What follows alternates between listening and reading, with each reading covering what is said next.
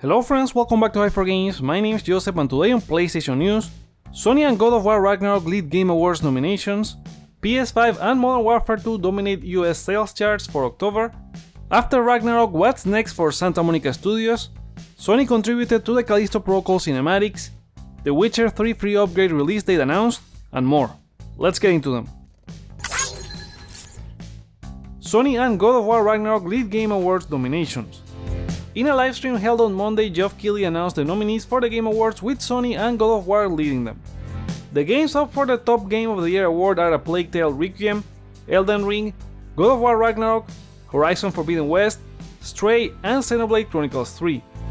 God of War Ragnarok and Horizon Forbidden West were Sony's top nominated games with 10 and 7 nominations respectively, including Best Performance, Game Direction, Audio Design, Narrative, and Art Direction.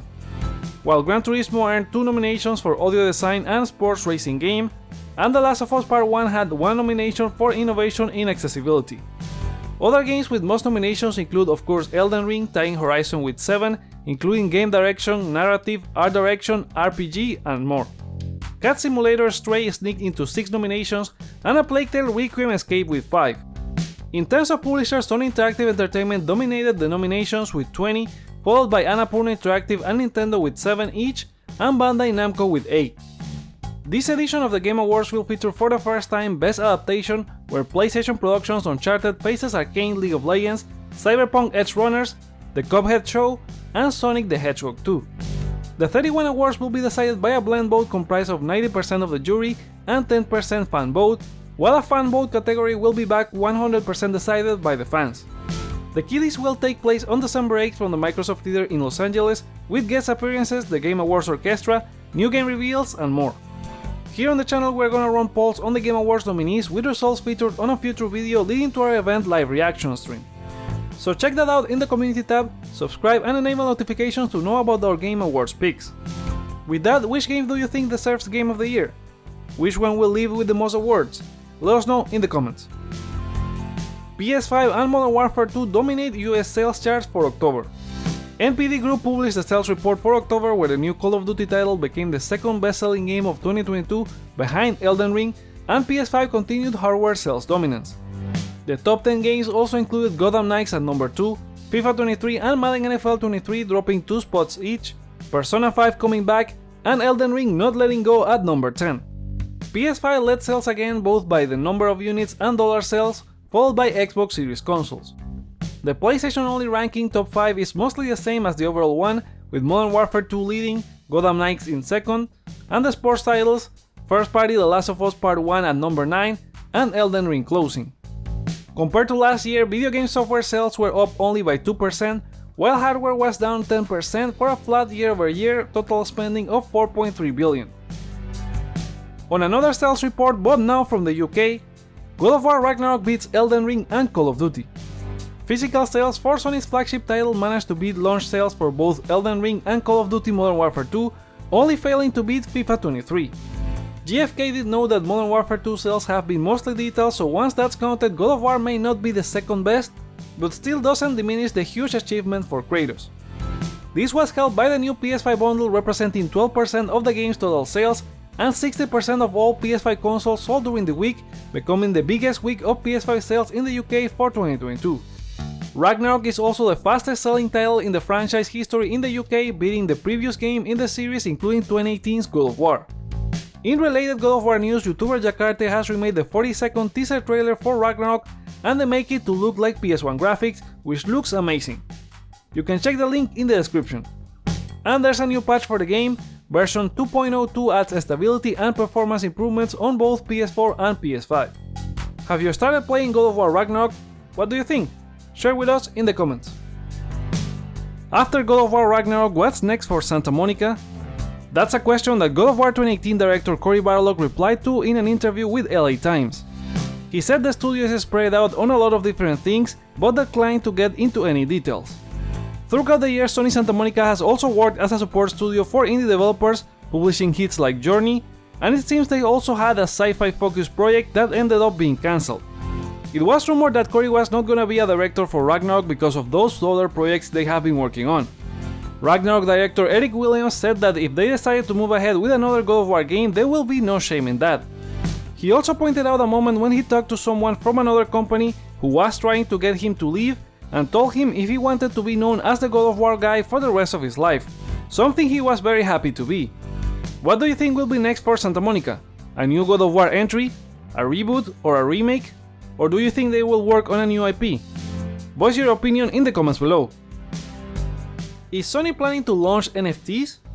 Sony may be investigating how to implement blockchain technology according to a new patent.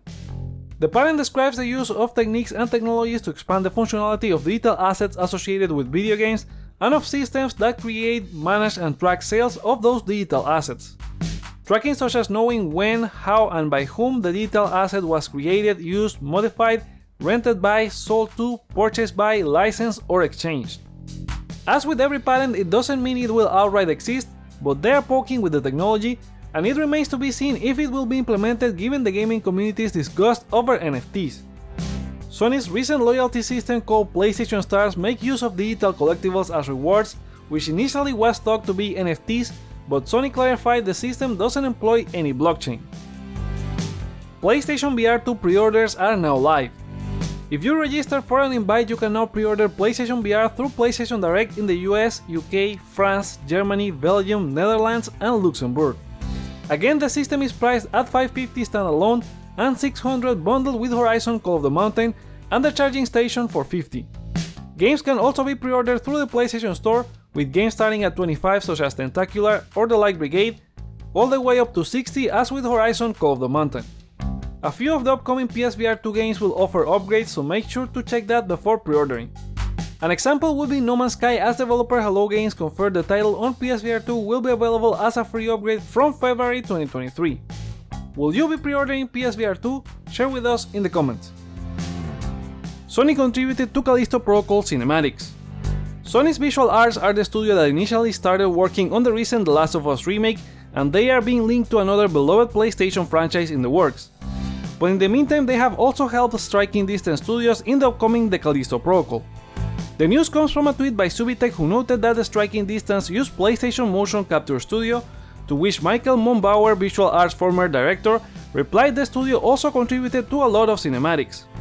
Sony Visual Arts continue to show they are a very valuable studio, so can't wait to see what they're working on next. While the Callisto Protocol is just a couple of weeks away, as it launches this December 2nd. Are you looking forward to the game? Let us know in the comments. European Commission accused of bias in the Microsoft Activision case. The latest in the Microsoft Activision and Sony fight over Call of Duty comes from an alleged biased tweet by an European regulator employee. Ricardo Cardoso, who is Deputy Head of Unit Interinstitutional and Outreach at the regulator, tweeted last week, "The Commission is working to ensure that you will still be able to play Call of Duty on other consoles, including my PlayStation." The tweet fired up social media with criticism that the process is biased towards Sony, even with Microsoft repeatedly saying that Call of Duty will remain on PlayStation. The European Commission has clarified the issue, saying Cardoso is not related to the process as he works in another area and he also tweets on a personal capacity.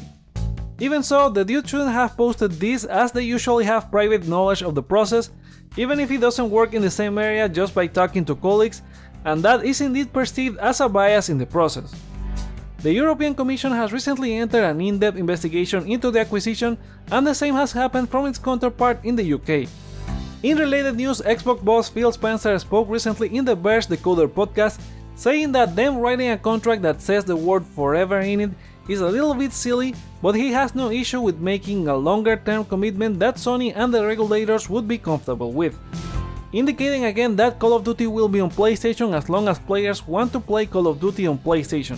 In a statement, he mentions it's not a competitive threat against PlayStation, but a pragmatic look at it. The Witcher 3 free upgrade release date announced. CD Projekt Red announced long ago that The Witcher 3 would be getting a new-gen upgrade, and after focusing on improving Cyberpunk 2077, they have finally announced the release date. The Witcher 3 for new-gen consoles will arrive on December 14th, and they will be showing gameplay in a livestream next week. According to a press release, the new-gen ports will have dozens of visual, performance, and technical enhancements like ray tracing support and faster load times, a variety of modes integrated into the experience, and additional content inspired by the Netflix series. And the best is that all of that will be free if you own the original release. Are you looking forward to replaying this amazing game? Share your thoughts in the comments. A round of quickfire game news. Sony has announced their PlayStation Store Black Friday sale starts this November 18th with a deal of 25% off on PlayStation Plus subscriptions. Likely there will be games on sale as well, so stay tuned.